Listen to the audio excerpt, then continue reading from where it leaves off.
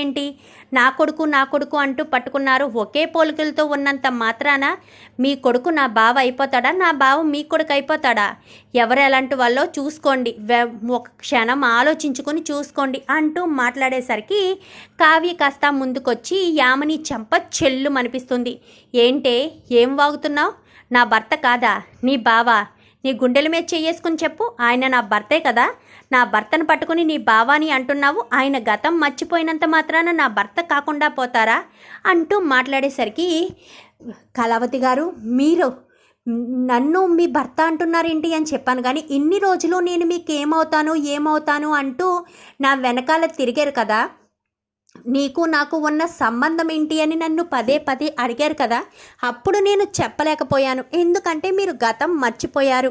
మీ గతాన్ని గుర్తు చేసే పరిస్థితి వస్తే మీకు ఎలాంటి ప్రమాదం జరుగుతుందోనన్న భయంతోనే నేను మీ గతాన్ని గుర్తు చేయలేదు. ఇప్పుడే నా కుటుంబ సభ్యులందరూ చూసిన తర్వాత కూడా ఇంకా మీ గతాన్ని గుర్తు చేసే పరిచయం చేయకపోతే మాత్రం చాలా పెద్ద ప్రాబ్లం అవుతుంది. నేను మీ భార్యని, మీరు నా మెళ్ళో తాళి కట్టిన భర్త. మీకు నాకు పెళ్లి జరిగి 2 సంవత్సరాలైంది. ఈ యామినికి మీకు ఎలాంటి సంబంధం లేదు. తను సృష్టించిన గతం అంతా అబద్ధం. మీకు నాకు యాక్సిడెంట్ జరిగింది ఒక 10 రోజుల క్రితం. అప్పుడే నేను విడిపోయా. మీరు గతాన్ని మర్చిపోయారు.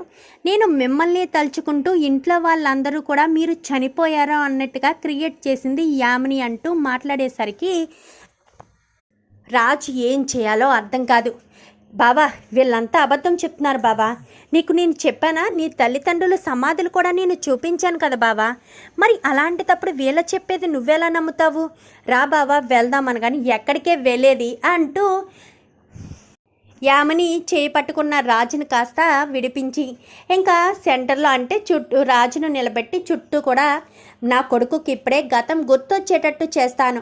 నా కొడుకుని నా నుంచి దూరం చేయాలని చూస్తే ఊరుకోను అంటూ గతాన్ని గుర్తు చేయడానికి చెప్తూ ఉంటుంది. ఈలోపు కావ్య వెనకాల కళ్ళు తిరిగి పడిపోతుంది.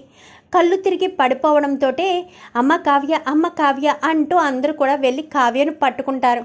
ఈలోపు రాజు తల పట్టుకుని ఉండేసరికి ఇంకా బావా రా బాబా వెళ్దాం అనగానే వాళ్ళు నా గతం అంటున్నారు కదా, నేను గతాన్ని మర్చిపోయాను అంటున్నారు కదా.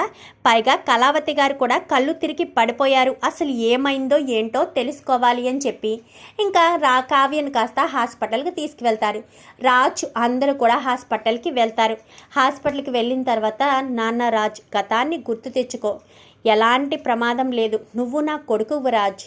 నువ్వు గతాన్ని మర్చిపోయావని కావ్య చెప్పింది కదా, ఆ గతంలోనే మేమున్నాము. కావ్య నీ భార్య, కావ్యకు నీకు ఉన్న సంబంధం ఏంటి అని అంతలా అనుకున్నప్పుడు నేను నీ కన్న తల్లిని అని అనిపించడం లేదా? నన్ను ఎక్కడో చూసినట్టు నీ మనసుకు అనిపించడం లేదా అంటూ అపర్ణ మాట్లాడేసరికి రాజ్కి ఏం చేయాలో అర్థం కాదు. గతం గుర్తు తెచ్చుకోవడానికి చాలా ట్రై చేస్తారు. మీరెందుకు మా బావను పదే పదే ఫోర్స్ చేస్తారు అని చెప్పనేసరికి అప్పు కాస్త ముందుకొచ్చి యామిని చెంప చెల్లు అనిపిస్తుంది. నోరు ముయ్యవే, నువ్వెలాంటి దానివో నాకు తెలియదు అనుకుంటున్నావా? నీ గురించి అన్నీ ఎంక్వైరీ చేస్తున్నాను. త్వరలోనే నీ గురించి అన్ని విషయాలు బయటపడతాయి.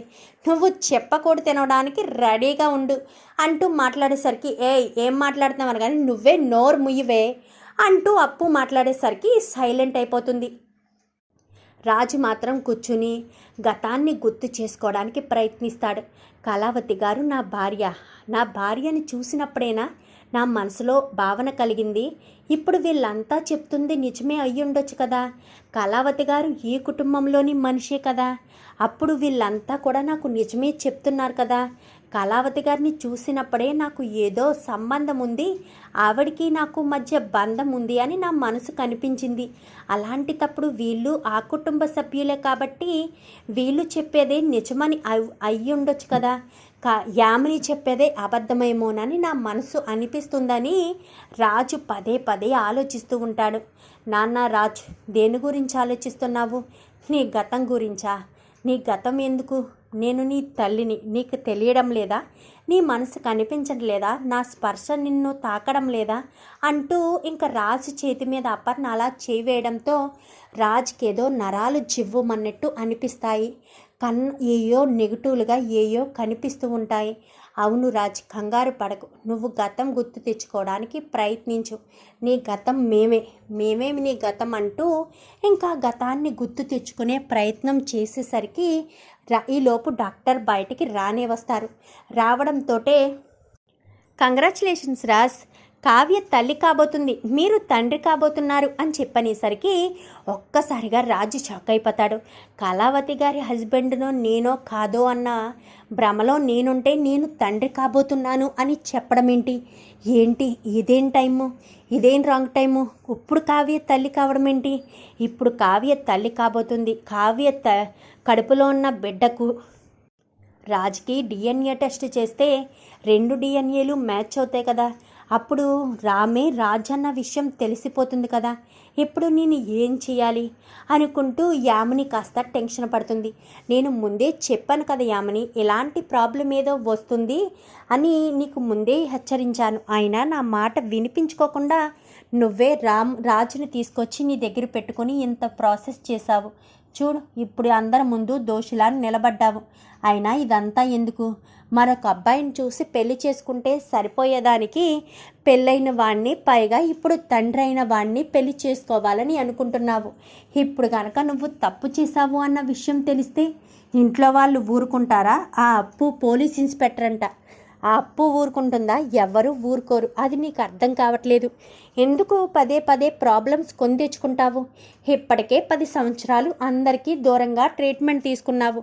ఇప్పుడు కనుక నువ్వు తప్పు ఒప్పుకొని ఇదంతా కూడా జైల్లోకి వెళ్ళి కూర్చుంటే మరొక 10 సంవత్సరాలు 14 సంవత్సరాల్లో జైల్లో ఉంటావు. నీ జీవితాంతం ఇలా ఒంటరిగా బ్రతకడమేనా? ఇదంతా రాజు వల్లే. రాజును మర్చిపోక యామిని, రాజు నీ జీవితంలో ఉండడం అనవసరం అని చెప్పి యామిని తండ్రి కాస్త చెప్పేసరికి, లేదు డాడీ, రాముని మర్చిపోలేను. రాజ్ నావాడు, రాజ్ నా సొంతం కావాల్సిందే అని మాట్లాడుతుండగా ఈలోపు కావ్య బయటికి రానే వస్తుంది. ఏమండి అంటూ ఇంక రాజును పట్టుకునేసరికి, మీరు అడిగారు గుర్తుందా నేను మీకేమవుతానా అని? ఇప్పుడు తెలిసిందా నేను మీకేమవుతానో అని?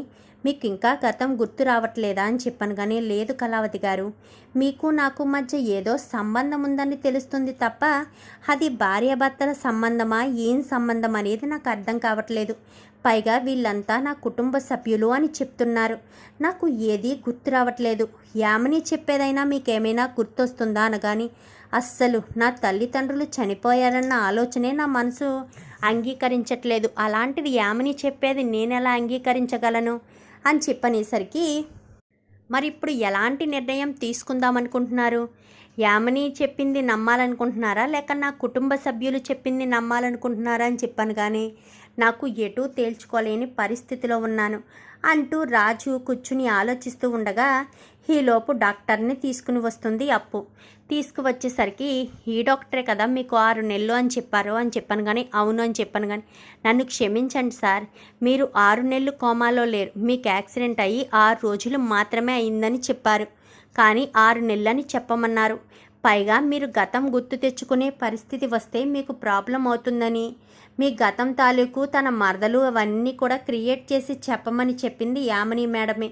మరి యామిని మేడం మీకేమవుతారనేది నాకేమీ తెలియదు అంటూ చెప్పేసరికి, బావా నువ్వు మోసపోతున్నావు. యామిని కుట్ర చేసి నిన్ను అక్కను దూరం చేయాలని చూసింది.